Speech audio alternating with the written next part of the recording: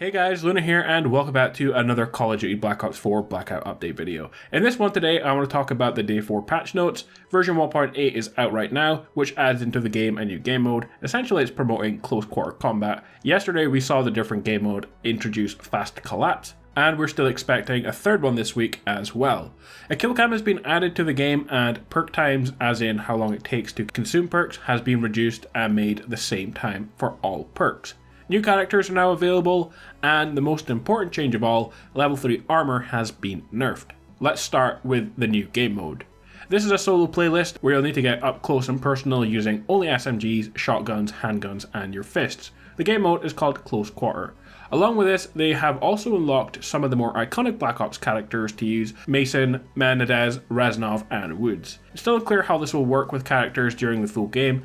We did hear that they had unlocked requirements, like you need to get kills with a certain weapon with certain characters, but we haven't heard anything on that yet. Maybe it will just be full game.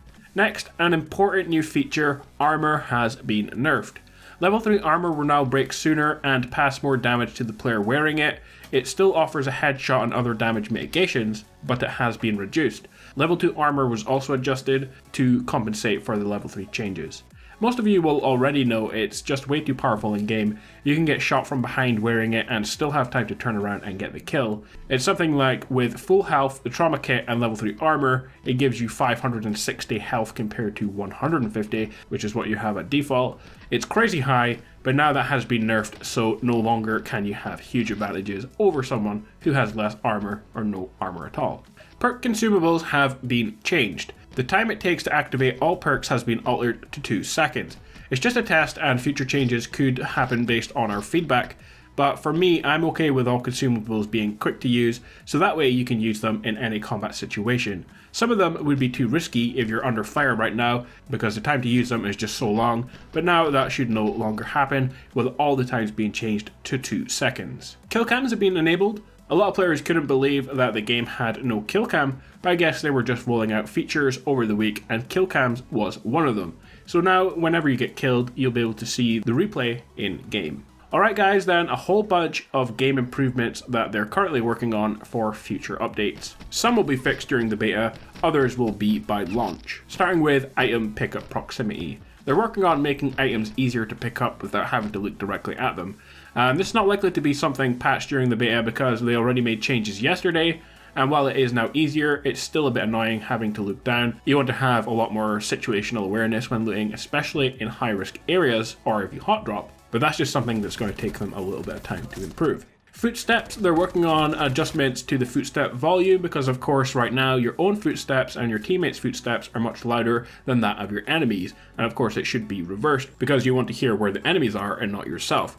Another issue is also sometimes it's difficult to know exactly where footsteps are coming from. Hopefully reducing your and your teammates' footstep sounds will make it a bit easier to pinpoint the enemies, but we will have to wait and find out if it does.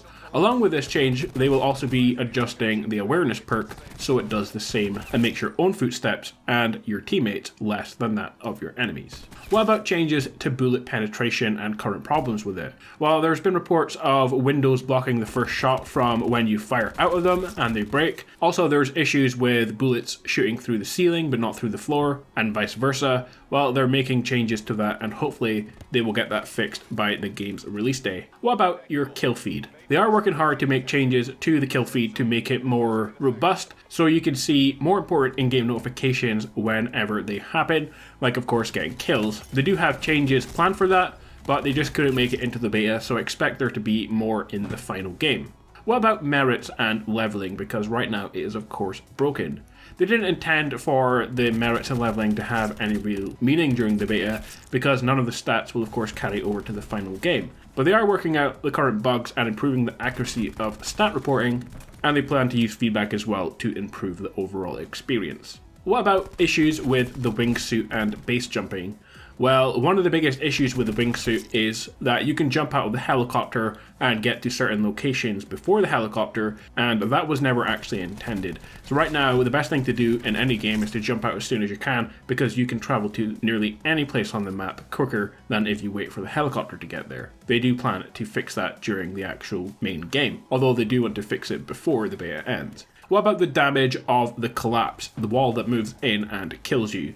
Well, currently they're not really happy with the amount of medical supplies that you can use in your inventory to keep yourself alive, so they will have to play around with the damage tick rate of that. Currently, it's pretty much anywhere on the map. If you have like 10 bandages, you can survive outside of the collapse wall for a really long time. And of course, they don't want that to happen. They want people to actually be killed off if they don't time their looting perfectly. But guys, I'm pretty sure that covers all there is to know for the day 4 patch notes and info for the upcoming changes in the beta. I hope you guys are enjoying the update videos. I plan to cover the Blackout BR alongside PUBG if you guys are interested. I'm having a lot of fun in the beta so far and enjoying the fact there are so many updates out for it. But I'll be back tomorrow with more videos. If you want to see them, subscribe and turn on notifications so you never miss an upload. Thank you all so much for watching, and I will catch you in the next one. Peace out.